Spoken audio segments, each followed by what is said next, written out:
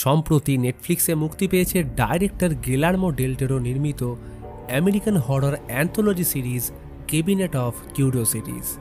সিরিজের 8টি এপিসোড রয়েছে, যার প্রত্যেকটিতে রয়েছে আলাদা ডাইরেক্টরের গল্প। এই ভিডিও দ্বিতীয় এবং অন্তিম পর্ব। প্রথম পর্বের ভিডিওতে 4টে এপিসোড কভার করা হয়েছে, লিংক কমেন্টে পিন রইল। ঘটনা আরখাম শহরের একজন পেন্টার উইলিয়াম থারবার এবং তার গার্লফ্রেন্ড রেবেকার।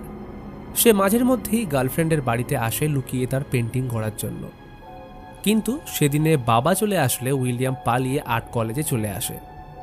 ক্লাস শুরু হলে টিচার বলে এবার একটা বড় প্রতিযোগিতার আয়োজন করা হয়েছে, যার ড্রয়িং সব থেকে ভালো হবে তারটা আরখাম আর্ট গ্যালারিতে রাখা হবে। এটা শুনতেই সবাই ভীষণ এক্সাইটেড হয়ে পড়ে। এর আগে যতগুলো কম্পিটিশন হয়েছে প্রত্যেকবারের উইনার ছিল উইলিয়াম, তো এবারেও সবাই গেস করছিল উইলিয়াম জিতবে। কিন্তু সবাইকে চমকে দিয়ে টিচার ক্লাসে ইন্ট্রোডিউস করায় নতুন ছাত্র পিকম্যানকে। আজ তার ক্লাসের প্রথম দিন, সে প্রতিযোগিতায় অংশগ্রহণ করবে। এরপর একজন লাইভ মডেল সবার সামনে এসে মাঝে বসলে শুরু হয় ড্রয়িং। সকলের মধ্যে উইলিয়ামের পেন্টিং সব থেকে ভালো হয়েছিল, কিন্তু সে পিকম্যানের ড্রয়িং চেক করার জন্য উঠে দেখতে গেলে একদম অবাক হয়ে যায়, কারণ লাইভে বসে থাকা ব্যক্তির ড্রয়িংটাই ছিল একাধিক হাত, তার শরীর পচে পোকা বেরোচ্ছে। উইলিয়াম এটা দেখা মাত্রই চমকে ওঠে। এরপর সবাই আড্ডা দেওয়ার সময় পিকম্যানকে নিয়েই কথা হচ্ছিল। তার বয়স সকলের থেকে বেশি। মা মারা যাওয়ার পর বাবা পাগল হয়ে যায়। সবথেকে বড় কথা, সে কিন্তু খুব সম্ভ্রান্ত ফ্যামিলি থেকে বিলং করে এবং তার প্রিয় কাজ গোরস্থানে বসে পেন্টিং করা। ব্যাপারটা বেশ ইন্টারেস্টিং লাগলে সন্ধ্যাবেলায় উইলিয়াম একাই তার সাথে দেখা করতে যায়। সবাই হয়তো ঠিকই বলেছে, পিকম্যান একটু পাগল, কারণ সামনে পড়ে থাকা মৃত বিড়ালটার ড্রয়িং সে করছিল। উইলিয়াম জিজ্ঞেস করে এরকম ড্রয়িংয়ের কারণটা কি, কারণ সচরাচর এরকম করতে কাউকে দেখা যায় না। পিকম্যান বলে আমাদের আশেপাশে ডার্কনেস রয়েছে, মানুষের ভালো কাজের জন্য সেগুলো চাপা পড়ে থাকার কারণে কেউ দেখতে পায় না। আমরা বরাবর দুঃখ কষ্ট ইগনোর করি, কিন্তু সেগুলো তো সত্যিই রয়েছে। আসলে আমি একটু আলাদা, আমি সেগুলো দেখে এবং অনুভব করে ড্রয়িংয়ের মাধ্যমে ফুটিয়ে তুলি। কথাটা শেষ হওয়ার পর কয়েকটা ক্রিপি ড্রয়িং উইলিয়ামকে দেখায়। ছবিটা পুরনো একটা বাড়ির, সেটার অন্ধকার কোণে লুকিয়েছিল এক পিশাচ আর একটা অদ্ভুত আকৃতির জন্তু, যেটা উইলিয়াম কখনো দেখেনি। পরের দিন প্রতিযোগিতায় উপস্থিত জাজেরা পিকম্যানের আঁকা দেখে রেগে বেরিয়ে যায়, কারণ তাদের মতে ড্রয়িংগুলোর প্রত্যেক কটা ডিস্টার্বিং। এইসব কিছুর মধ্যে উইলিয়াম তার সাথে একান্তে কথা বলতে গেলে পিকম্যান প্রত্যুত্তরে জানায় এই সমাজ বা এই কলেজের টিচার আমার ড্রয়িং বোঝার মতো কোয়ালিফাইড নয় এবং তারা আমার ড্রয়িং শেখাতেও পারবে না। কথার মাঝে উইলিয়াম তার বাকি ড্রয়িংগুলো দেখার ইচ্ছে প্রকাশ করলে সে তাকে বাড়ি নিয়ে আসে, কিন্তু ড্রয়িং রুমে ঢুকতে উইলিয়াম অবাক হয়ে যায়, কারণ প্রতিটা ছবি বড্ড অস্বস্তিকর। কিছু জায়গায় ঝুলছে কাটা গলার মৃতদেহ আর কখনো বা নাম না জানা শয়তানের ছবি, সাথে মানুষের মাংস খাওয়া এবং উইচক্রাফট তো ছিলই। পিকম্যান বলে তাদের পরিবার ইংল্যান্ডবাসী এবং তারা বংশ পরম্পরায় উইচক্রাফট করে আসছে। তখনকার দিনে ইংল্যান্ডে ডাইনি বলে শনাক্তকরণ করা হলে তাকে মৃত্যুদণ্ড দেওয়া হতো। পিকম্যানের মাসি লাভিনিয়া নাকি নিজের স্বামীকে খুন করে তার মৃতদেহ কেটে গ্রুপের লোকদের খাইয়ে দেয়। এই ঘটনা আপ্রাণ নিশোর পুনর্জন্ম সিরিজের কথা মনে করিয়ে দেয়। তো যাই হোক, এইবার পুরো ঘটনার একটা ড্রয়িং উইলিয়ামকে দেখালে তার মনে হচ্ছিল যেন ড্রয়িংটা জীবন্ত, আর সেখান থেকে ভয়ানক আওয়াজ আসছে। উইলিয়ামের ব্যাপারটা ডিস্টার্বিং লাগলে পিকম্যান বলে তারও নাকি এই ছবিটা দেখলে জীবন্ত মনে হয় আর সাথে কিছু আওয়াজ শুনতে পায়। এইসব শুনে উইলিয়াম অস্বস্তির মধ্যে পড়ে গেলে ভয়ে বাড়ির পথে রওনা দেয়। যাওয়ার পথে ঘোড়ার গাড়িতে উইলিয়াম একজন লোককে দেখে যে লাভিনিয়ার সাথে ঘনিষ্ঠ হচ্ছিল। একটু এগোতেই গাড়িটা হঠাৎ থেমে যায় এবং গাড়ির ভেতর থেকে কেউ যেন ইশারা করে তাকে ডাকে। উইলিয়াম কৌতূহলবশত সামনে গেলে তখনই গাড়ির মধ্যে থেকে সেই ড্রয়িংয়ের ডাইনি অর্থাৎ লাভিনিয়া বেরিয়ে এসে তার উপর অ্যাটাক করে। কিন্তু তখনই ঘুম ভাঙলে দেখে এটা তার দুঃস্বপ্ন। কিন্তু এটা স্বপ্ন হলেও তার বুকের কাছে জামাটা ছেঁড়া, যার কোনো উত্তর উইলিয়ামের কাছে নেই। সেদিন রেবেকার বাড়িতে ইনভিটেশন থাকলে তার পৌঁছাতে অনেক লেট হয়ে যায়। কোনো রকমের ড্রেস আপ করে সেখানে পৌঁছলেও লাভিনিয়া সেখানেও তাকে হন্ট করে। কিছুক্ষণ পর রেবেকা তার বাবার সাথে পরিচয় করানোর জন্য নিয়ে আসতেই উইলিয়াম চমকে যায়, কারণ এটা আগের দিন রাতে সেই ব্যক্তি যে ঘোড়ার গাড়িতে বসেছিল।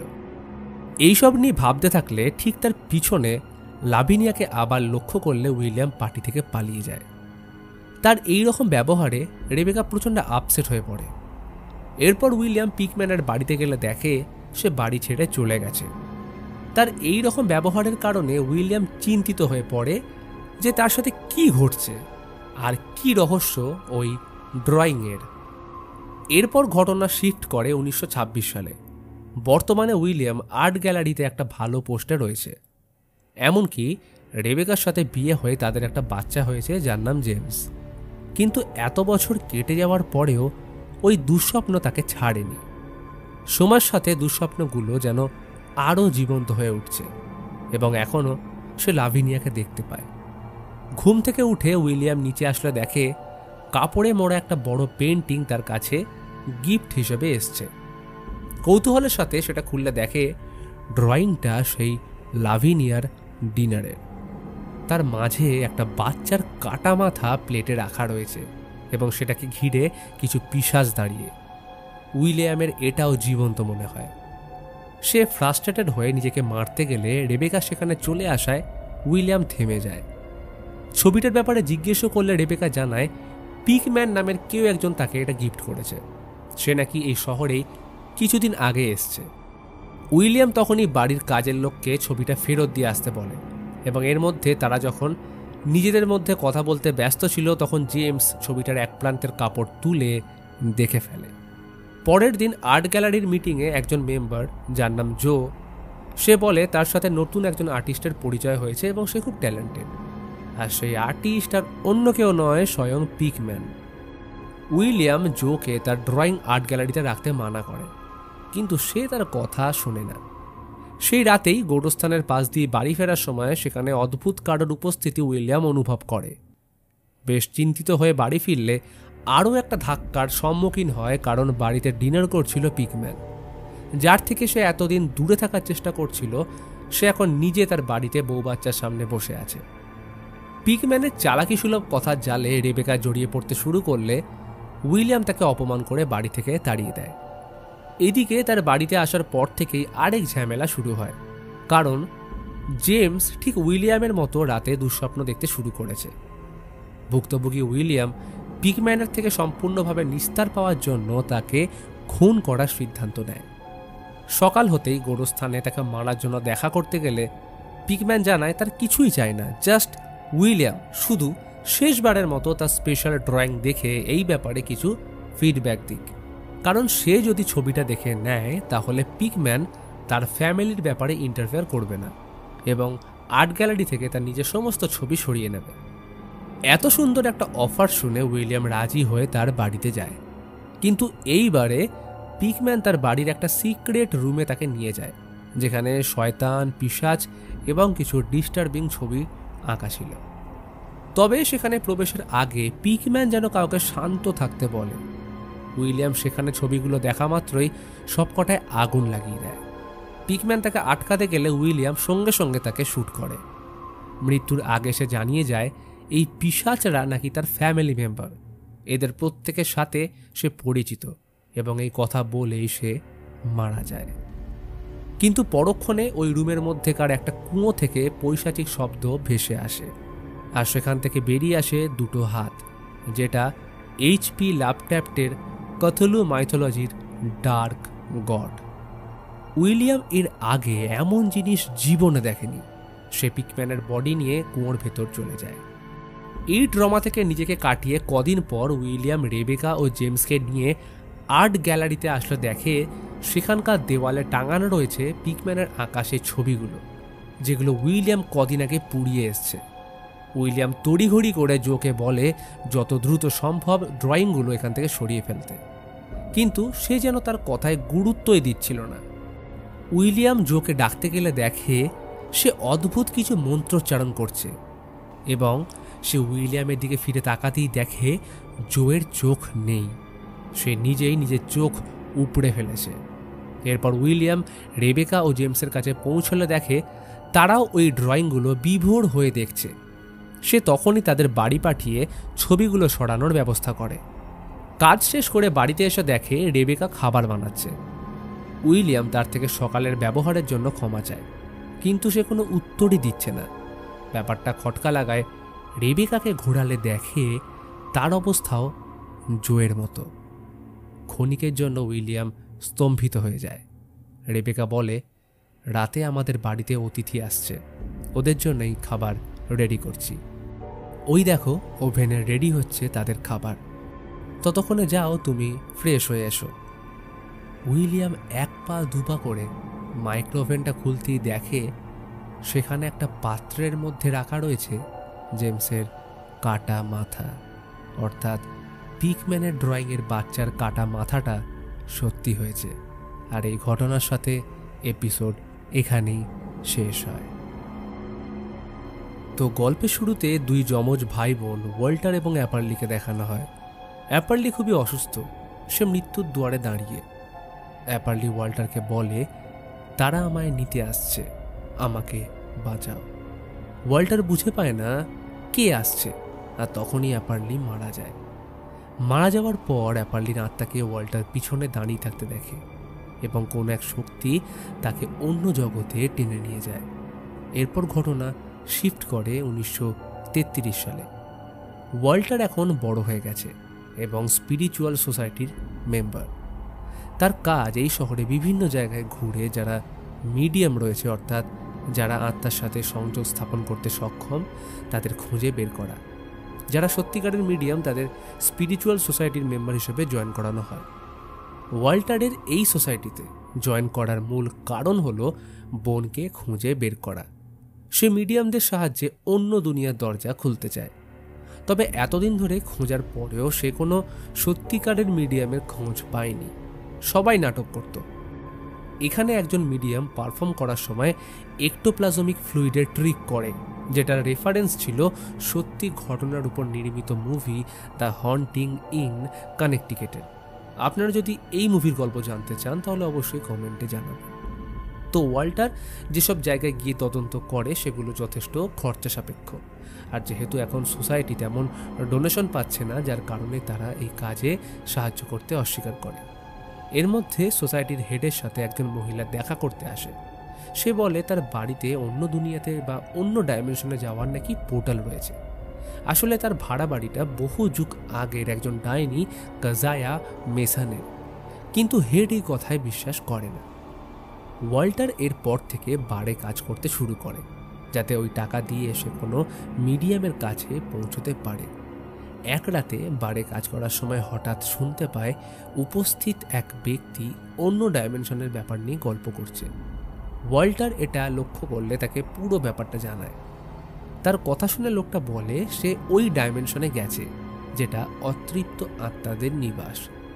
এত বছর পর এমন কথা শুনে ওয়াল্টার নিজেকে আটকে রাখতে পারে না এবং রিকোয়েস্ট করে তাকেও সেখানে নিয়ে যাওয়ার। অবশেষে লোকটা তাকে নিজের ডেরায় এনে তার হাতে একটা ছোট্ট ড্রিঙ্কসের শিশি দেয়, যেটাকে ওরা লিকুইড গোল্ড বলে। এটা পান করে নাকি সেই জগতে যাওয়া যায়, কিন্তু সেখানে পৌঁছে ওয়াল্টার যদি কিছু ভুলভাল কাজকর্ম করে বা সেখানকার নিয়ম ভঙ্গ করার চেষ্টা করে তাহলে অঘটন ঘটবে। অতএব ঘরের এক কোণে বসে ড্রিঙ্কসটা পান করতেই দেখে আশেপাশে যারা ছিল সবাই স্থির হয়ে বসে আছে এবং সামনে খুলে গেছে সেই পোর্টাল। সেখানে প্রবেশ করলে দেখে এই পুরো জায়গাটা কুয়াশাচ্ছন্ন এক মায়াবী জঙ্গল, যেখানে বিচরণ করছে একাধিক আত্মা। ওয়াল্টার সেখানে অ্যাপারলিকে খুঁজে পায়। তারা একে অপরকে দেখে ভীষণ খুশি। অ্যাপারলি জানায় সে এই জঙ্গলে ফেঁসে গেছে কারণ সে মৃত্যুকে মেনে নেয়নি। তখনই ড্রিঙ্কসের পাওয়ার শেষ হয়ে আসলে ওয়াল্টার নিজের জগতে ফিরে আসে। এরপর সে বারে কাজ করে টাকা জমিয়ে ড্রিঙ্কস ইউজ করে বেশ কয়েকবার অ্যাপারলিকে আনার চেষ্টা করে। এর মধ্যে একদিন সেখানে দেখা হয় সোসাইটি হেডের কাছে আসা সেই মহিলাটির সাথে। সে উইচ হাউসের একটা ছবি আঁকছিল। এরপর অ্যাপারলিকে নিয়ে ওয়াল্টার ফেরত আসতে চাইলে সে যেতে রাজি হয় না, কিন্তু জেদের বসে তাকে আনতে যেতেই অ্যাপারলি তো আসতে পারে না, কিন্তু তার গাউনের একটা ছোট্ট টুকরো ওয়াল্টারের হাতে এই জগতে চলে আসে। এই ঘটনা থেকে ওয়াল্টার শিওর হয় যে বোনকে ফেরানো সম্ভব, কিন্তু এখন সে সর্বশান্ত। তাই সাহায্যের জন্য তার বন্ধু ফ্রেড এবং সোসাইটি হেডের কাছে কিছু টাকা ধার করতে চাইলে তারা দিতে রাজি হয় না। এর মধ্যেই সে কাজায়া মিশনের ডাইনির ব্যাপারে পড়তে শুরু করে, যার উল্লেখ হিব্রু বাইবেলে রয়েছে। তার হাতে থাকতো একটা ছোট্ট ছড়ি বা ড্যাগার, যেটা দিয়ে সে অন্য জগতের পোর্টাল ওপেন করতে পারে। সে আরখাম উইচ হাউসে থাকতো। পরবর্তী সময়ে তাকে সেখানকার লোকেরা পুড়িয়ে মেরে ফেলে, কিন্তু কিছুদিন পর নাকি তার লাশ আর খুঁজে পাওয়া যায়নি। এরপর ওয়াল্টার সেই বাড়ির ব্যাপারে রিসার্চ করতে সেখানে ভাড়া এলে সেই রুমটা নেয় যেখানে কাজায়া মিশন থাকত, আর ঠিক এর পাশেই থাকে চার্চে আসা সেই মহিলা। ওয়াল্টার সেখানে থাকতে শুরু করলে আমরা লক্ষ্য করি রুমে সে একা নয়, বরং মানুষের মতো দেখতে ও বলতে একটা ইঁদুরও সেখানে থাকে। কিছুক্ষণ পর কাজায়ার বইটা নিয়ে বসলে জানতে পারে অন্য ডাইমেনশন থেকে এই ডাইমেনশনে আসতে হলে দরকার একটা চাবি। এর মাঝে অজান্তেই তার উপর নজর রাখছিল কাজায়া। সেখানে দেওয়ালে করা একটা খোদাই করা ছবি দেখে জানতে পারে কোনো ব্যক্তি হচ্ছে সেই চাবি। রাতে ঘুমানোর সময় হঠাৎ তার শরীর প্যারালাইজড হয়ে যায় এবং কাজায়া তাকে হন্ট করে। তার সাথে ছিল সেই ইঁদুরটা। পাশের টেবিলে রাখা ওয়াল্টার এবং অ্যাপারলির ছবি দেখে হেসে বলে, এ হচ্ছে আমাদের চাবিকাঠি।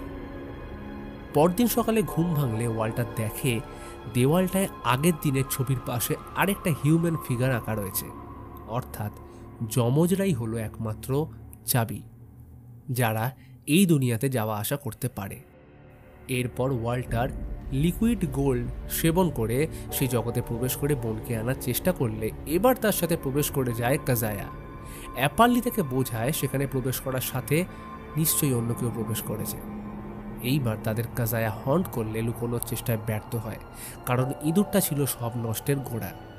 এর মাঝে কাজায়া ওয়াল্টারকে ধরে ফেললে অ্যাপারলি কোনো রকমে বাঁচিয়ে নেয়, কিন্তু এখন অ্যাপারলি এই জগতে প্রবেশ করে গেছে। পরক্ষণেই ইঁদুরটা তাদের পিছু নিলে ওরা সেই মহিলার বাড়িতে আসে। মহিলাটি দেখা মাত্রই বলে ওয়াল্টার খুব বড় ভুল করে ফেলেছে, কারণ ওয়াল্টার বোনকে এই জগতে এনে নিয়ম বিরুদ্ধ কাজ করেছে। কারণ এখানে অ্যাপারলি তখনই থাকতে পারবে যখন অন্য একজনের মৃত্যু হবে, অর্থাৎ ওয়াল্টার যদি মারা যায় তখনই অ্যাপারলি তার শরীরকে ভেসেল বানিয়ে এখানে থাকতে পারবে। আর সবথেকে বড় কথা, অ্যাপারলির এখানে আসার সাথে কাজায়ার আত্মা ফ্রি হয়ে গেছে এবং এখন কাজায়া ওয়াল্টারকে মারতে চায়। তার ড্রয়িং অনুযায়ী সকালের আগেই ওয়াল্টার মারা যাবে। এইবার সময়ের সাথে তার কথাই সত্যি হতে শুরু করে, কারণ ওয়াল্টার যত অসুস্থ হচ্ছিল ততই অ্যাপারলি আত্মা থেকে শরীরে পরিবর্তন হচ্ছিল। ওয়াল্টারের প্রাণ বাঁচাতে মহিলাটি তাদের চার্চে নিয়ে আসে। অনেক রিকোয়েস্ট করলে সিস্টার ওয়াল্টারের জন্য প্রার্থনা করতে রাজি হয়, কিন্তু এটা যথেষ্ট ছিল না। ওয়াল্টার নিরাপত্তা বাড়ানোর জন্য বন্ধু ফ্র্যাঙ্ককে ডেকে আনে। ততক্ষণে কাজায়া তাকে নিতে এসে পড়েছিল। তারা অনেক চেষ্টা করে ওয়াল্টারকে বাঁচাতে, কিন্তু সে ওয়াল্টারকে নিয়ে যায়। সে ওয়াল্টারকে এনে পৌঁছয় উইচ হাউসে। ওয়াল্টার নিজেকে বাঁচানোর জন্য চিৎকার করলে তখনই অ্যাপারলি কাজায়া ছুরিটা ওর শরীরে ঢুকিয়ে দিলে কাজায়া শেষ হয়ে যায়। ওয়াল্টার বোনকে থেকে যাওয়ার জন্য অনেক রিকোয়েস্ট করে, কিন্তু সে বলে, আমি মৃত্যুকে মেনে নিয়েছি। কথাটা শেষ করতেই এক উজ্জ্বল আলোর সাথে তার দেহ স্বর্গপথে রওনা দেয়। সে চলে যেতেই ওয়াল্টার অজ্ঞান হয়ে পড়ে এবং তার পাশে এসে দাঁড়ায় সেই ইঁদুরটা। ঘটনা এবার শিফট করে কয়েক ঘন্টা পর। এখন ওয়াল্টার বিছানায় শুয়ে বিশ্রাম নিচ্ছে এবং তাকে ঘিরে দাঁড়িয়ে সেই মহিলা এবং তার বন্ধু ফ্র্যাঙ্ক। তখনই অ্যাটিক থেকে কিছু আওয়াজ কানে আসলে ওরা দুজন চেক করলে দেখে সেখানে পড়ে রয়েছে কাজায়া এবং ইঁদুরটার কঙ্কাল। অন্যদিকে ওয়াল্টারের জ্ঞান ফিরলে অনুভব করে তার শরীরের ভেতর কিছু একটা রয়েছে, আর তখনই তার পেট ছিঁড়ে বেরিয়ে আসে ইঁদুরটা আসলে কাজায়ার সাথে ইঁদুরটাও চেয়েছিল এই জগতে আসতে। সেটা অবশ্য কাজায়ার জন্য সম্ভব হতে না পারলেও এখন সে সফল হয়েছে এবং ভোরে সূর্য ওঠার আগেই ওয়াল্টার মারা যায়। অর্থাৎ মহিলাটির ড্রয়িং একদম সঠিক ছিল। তারা ইঁদুরটাকে মারার চেষ্টা করলে সে পালিয়ে যায়। মহিলাটি তাকে থামিয়ে বলে, জানলার দিকে লক্ষ্য করো, দেখো সূর্য উঠছে। এবং নিয়ম অনুযায়ী সূর্য ওঠার আগেই ওয়াল্টারের মৃত্যু নিশ্চিত ছিল।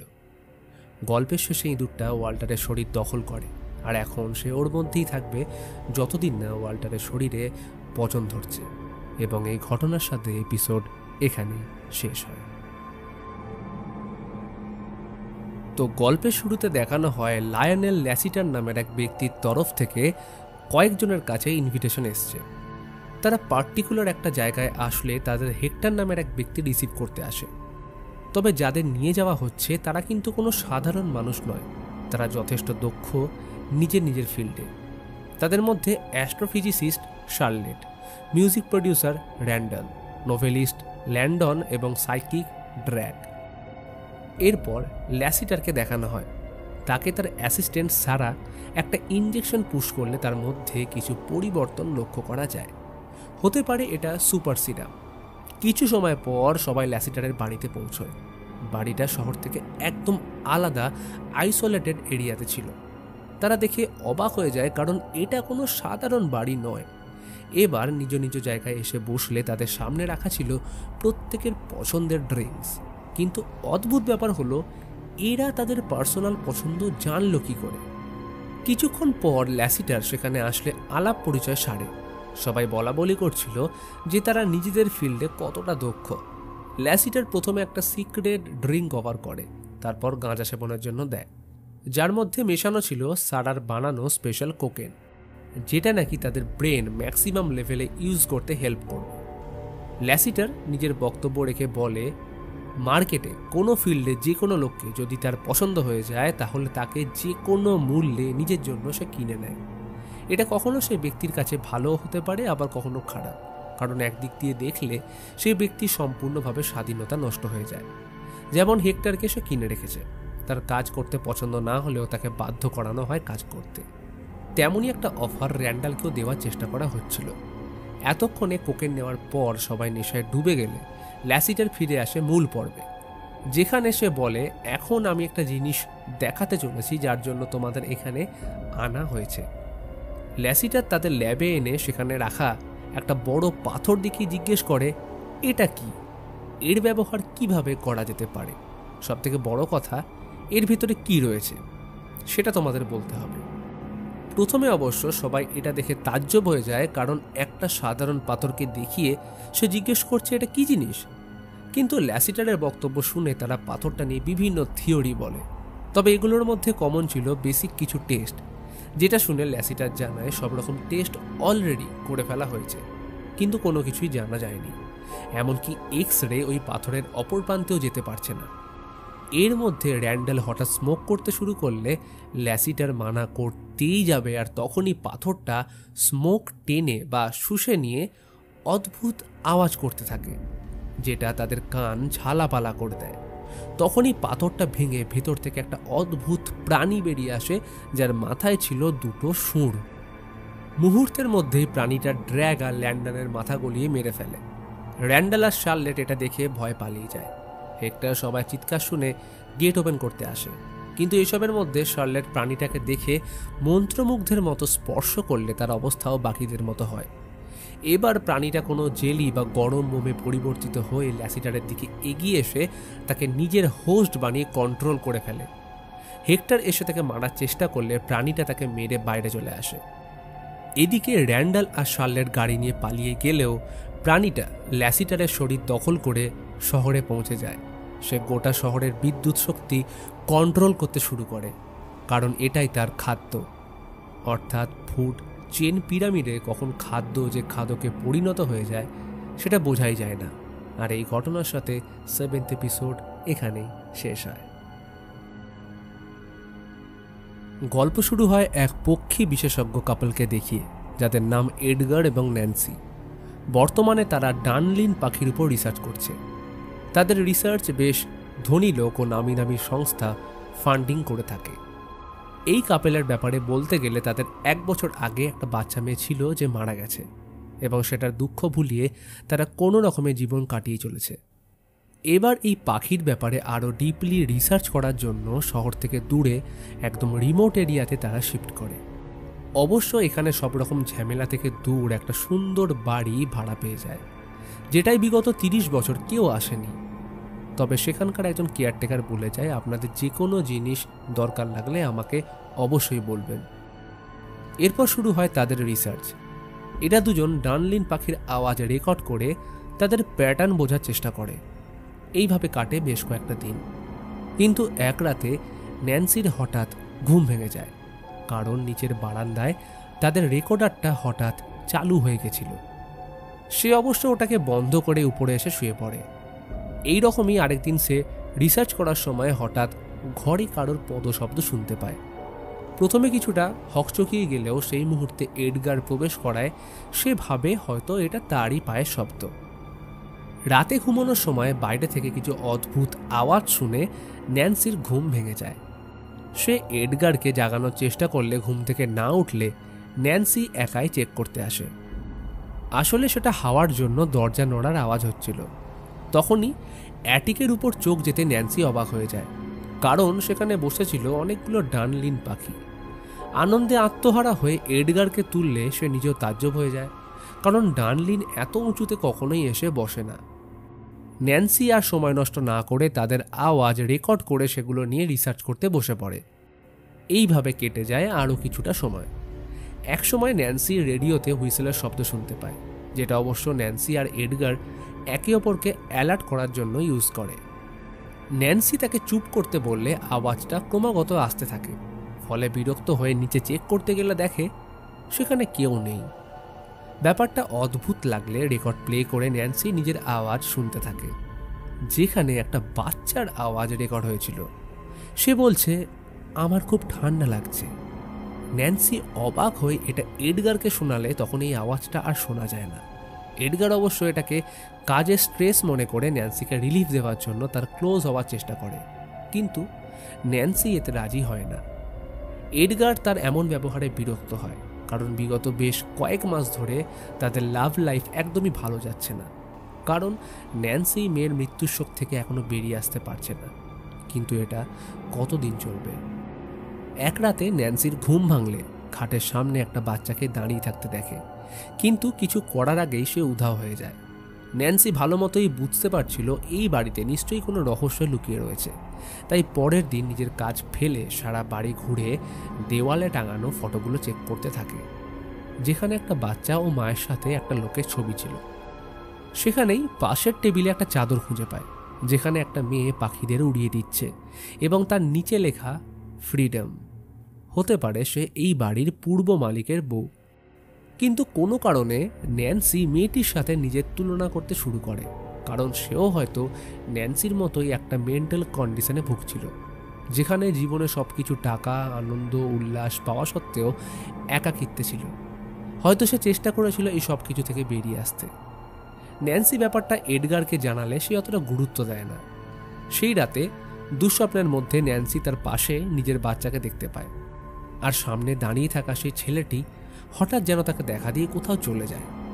ন্যান্সি তার পিছু করলে একটা রুমে এসে পৌঁছায়, যেখানে এই বাড়ির পূর্ব মালিকের লেখা চিঠি খুঁজে পায়, যেটা ওই মহিলাটির উদ্দেশ্যে লিখেছিল। এবার এইখানে রিভিল হয় গল্পের আসল রহস্য। সে লিখছে, আমি আর তোমার সাথে থাকতে পারবো না, আমায় আমার স্ত্রীর কাছে ফিরে যেতে হবে, তুমি ভালো থেকো। অর্থাৎ এই বাড়ির মালিকের সাথে এখানকার কোনো একটি মেয়ের অবৈধ সম্পর্ক তৈরি হয়, সেখান থেকে জন্ম নেয় তাদের একটা বাচ্চা। কিন্তু সময়ের সাথে লোকটি তার সাথে আর থাকে না, সে ফিরে যায় নিজের বউয়ের কাছে। সে আর কোনোদিনও ফিরেই আসেনি। কিন্তু এরপর কি হলো? এই ঘটনার কিছুদিন পর ন্যান্সি বাচ্চাটাকে ভেজে অবস্থায় দাঁড়িয়ে থাকতে দেখে, এবং তার মা চিৎকার করে বলছিল, আমি এ কী করে ফেললাম। পরের দিন বাড়ির কেয়ারটেকার সেখানে আসলে ন্যান্সি তাকে এই বাড়ির পুরো ঘটনার ব্যাপারে জিজ্ঞেস করে। সে অবশ্য প্রথমে কিছু বলতে রাজি না হলেও ন্যান্সি অনেক জোরাজুরি করার পর সে মুখ খোলে। আসলে বাড়ির মালিক মেয়েটিকে ছেড়ে চলে যাওয়ার পর সে এতটাই মানসিক অবসাদে ভুগছিল যে নিজেকে এবং নিজের বাচ্চাকে এই জগৎ থেকে সরিয়ে নেওয়ার জন্য প্রথমে সে তার বাচ্চাকে বাথটাবের জলে ডুবিয়ে মেরে ফেলে এবং অবশেষে যখন বুঝতে পারে নিজের দোষ তখন সে নিজেও আত্মহত্যা করে। এরপর কেয়ারটেকার চলে যাওয়ার পর এডগার এবং ন্যান্সির মধ্যে জমে থাকা ইমোশন একে অপরের প্রতি ব্যক্ত করলে তাদের মধ্যে ভীষণ ঝগড়া হয়। এডগার বলে, আমাদের মেয়ের মৃত্যুর জন্য আমিও যথেষ্ট মেন্টালি ডিপ্রেসড ছিলাম, কিন্তু এইভাবে কতদিন চলবে? কারণ নিজেদের মেন্টাল হেলথ ঠিক করার জন্য অবশ্যই কাউকে না কাউকে প্রথমে এই জায়গা থেকে নিজেকে রিকভার করতে হবে। এমন তো নয় সে যে চেষ্টা করছে না। পরের দিন এডগার কাজে বেরিয়ে গেলে ন্যান্সি আবার ওই বাচ্চাটাকে দেখতে পায় যে তার মায়ের থেকে পালিয়ে বেড়াচ্ছিল। কিন্তু এইবার ন্যান্সি তাকে উদ্দেশ্য করে বলে, তুমি আমার কাছে আলোতে এসো, এখানে তোমার ঠান্ডা লাগবে না। কথাটা শুনে বাচ্চাটা দৌড়ে তার কাছে আসলে ন্যান্সি তাকে জড়িয়ে ধরতেই যাবে, আর তখনই হঠাৎ সে উধাও হয়ে যায়। অর্থাৎ এখন সে মুক্ত। এরপর দেখা যায় সেই মহিলাটিকে, যে নিজের পার্টনার এবং বাচ্চার মৃত্যুর শোকে পাগল হয়ে গেছিল। মৃত্যুর পর তার অনুশোচনা বোধ এই জগতে তাকে আটকে রেখেছিল, কিন্তু এখন যেহেতু তার বাচ্চা মুক্ত তাই সে নিজেও এই জগৎকে বিদায় জানায়। এবার এই ঘটনার সাথে ন্যান্সির মধ্যেও যেন এক সুখের প্রশান্তি নেমে আসে। সে ছুটে বাইরে আসলে পাখিরা যেন তাকে স্পর্শ করে হাওয়ায় মুক্তভাবে উড়ে যায়। পাখিদের উড়ে যাওয়াটা যেন তার মধ্যেকার সমস্ত ইমোশন ফ্লোকে বোঝাচ্ছিল। ন্যান্সি এখন অনেকটা ফ্রি ফিল করছিল। সে ট্রমা থেকে বেরিয়ে আসার এক নতুন শক্তি পেয়েছে, যেটা সে এডগারকেও জানায়। আর এই ঘটনার সাথে এই এপিসোড সহ পুরো সিরিজ শেষ হয়। তো বন্ধুরা, কেমন লাগলো এই সিরিজ সেটা অবশ্যই কমেন্টে জানাও। যদি এর আগের পার্ট দেখে না থাকো তাহলে কমেন্টে দেওয়া লিঙ্ক থেকে ভিজিট করতে পারো, এবং যারা চ্যানেলে নতুন আসছো তারা সাবস্ক্রাইব করে বেল আইকন অন করে দেবে। তো এবার কোরিয়ান হরর মুভির গল্প জানতে হলে বাঁ দিকের ভিডিও এবং ইন্দোনেশিয়ান হরর মুভি দেখতে হলে ডান দিকের ভিডিওতে ক্লিক করুন।